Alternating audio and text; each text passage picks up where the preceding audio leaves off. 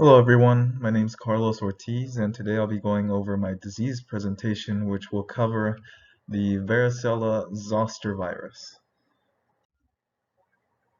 Now, the etiologic agent or the virus in question is varicella-zoster, which is in the family of the herpes virus uh, and is the main starting point in which chickenpox occurs. Now, varicella is specific to chickenpox, but zoster indicates that it is also relevant in the family of herpes, or herpes zoster, which becomes apparent in uh, another condition also known as shingles. Now, most people may know this virus as most of us may have become infected by it in our early childhood, and in doing so, we maintain the virus in our system. Though it remains dormant, it is still present within the neural ganglion or along our spinal cord. Now, the virus actually makes its way through our bloodstream, uh, and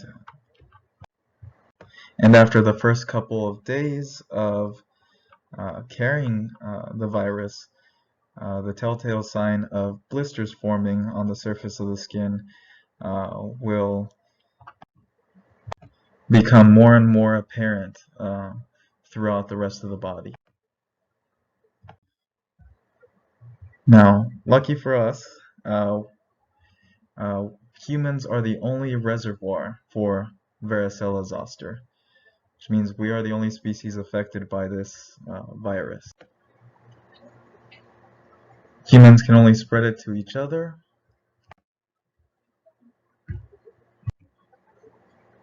and in doing so, continue to maintain the virus uh, present in our time. So moving on to morphology and features, the virus has a icosahedral capsid shape, otherwise known as a spherical shape. And this particular virus, as I previously mentioned, belongs to the herpes viridae family, which is also another form of skin condition that can become apparent on the face, on the body, almost anywhere across the body, to the extent of crevices throughout the body. Now, the virulence factors and mechanism of infection. Um, there are a number of ways. Mainly, the infection is spread by contact, either throughout the environment or by touching a person that has become infected with a virus. Another way for the virus to spread is actually by coughing or sneezing and in inhaling the water droplets that are that remain present after a infected person coughs and sneezes in the immediate area. Now, though the telltale sign of becoming infected could be rash, it is not always the first sign of disease. Sometimes it may take 1 to 2 days for adults um, to become aware that they have become infected, um,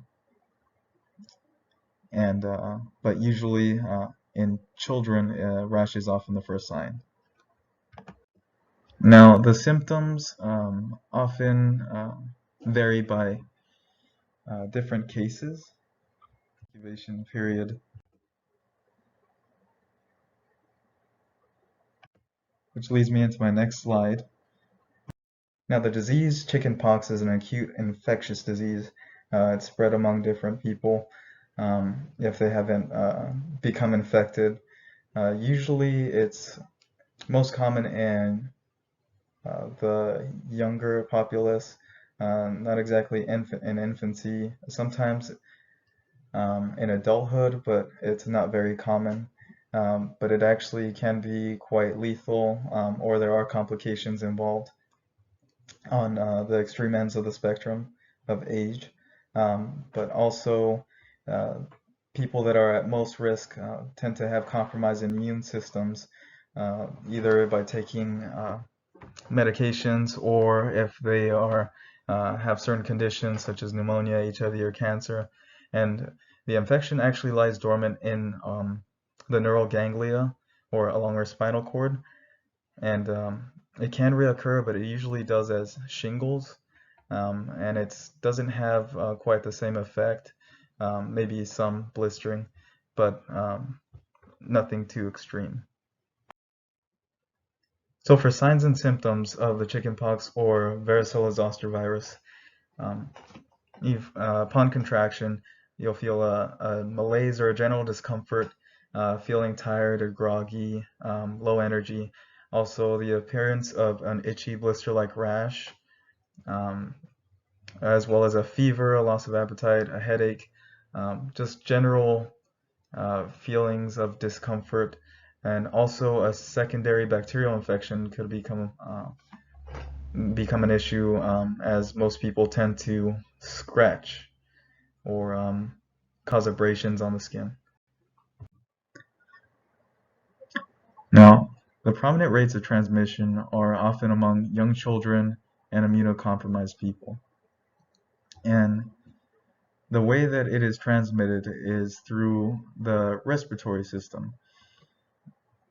Now, the water droplets that are in the air are taken into the uninfected person's respiratory system, into the lungs, and passed on to the bloodstream.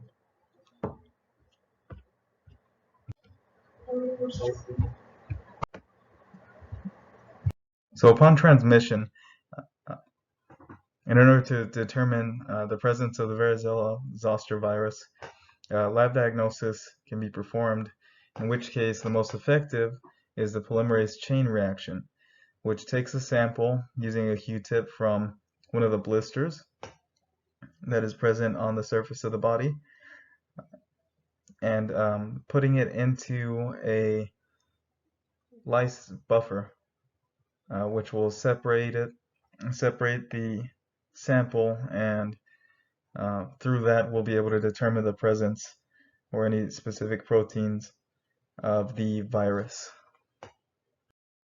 Now, as far as treatment goes for the chickenpox, many people can find solace in knowing that most of the treatment is very accessible, anywhere from things you might have in the pantry like oatmeal or a baking soda to put into a bath, take allergy medicine, which contains antihistamines to control inflammation, also to wear clean, loose-fitting clothing, apply calamine lotion that is over the counter, also to drink plenty of fluids and stay hydrated, rest and avoid irritation wherever possible, and also, if necessary, take antibiotics for secondary infections.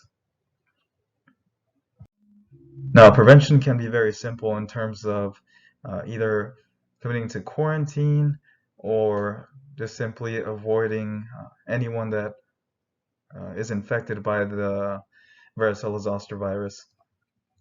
Not only that, but just simple hygienic rules such as washing hands, covering cough and sneeze, keeping our secretions to ourselves, wiping down surfaces with disinfectants. Any of this is ideal in order to keep infection spread low. And but above all else, the best preventative measure that you can take is vaccination. In terms of immunity, it was once believed that becoming infected by the original virus was the only way to become immune. But as time progressed, a vaccine was produced and used in Japan in the 1970s, but it didn't make its way to our shores until the mid-90s, 1995 specifically. and this vaccine was the VariVax vaccine, which is a single antigen vaccine which introduces a live strain of the virus um, in order to contract the virus without having any negative side effects. As time went on, a combination of different vaccines to treat many different childhood ailments, such as the measles, mumps, and rubella, were combined in a single vaccine in order to become more effective and protect young children from all of these ailments.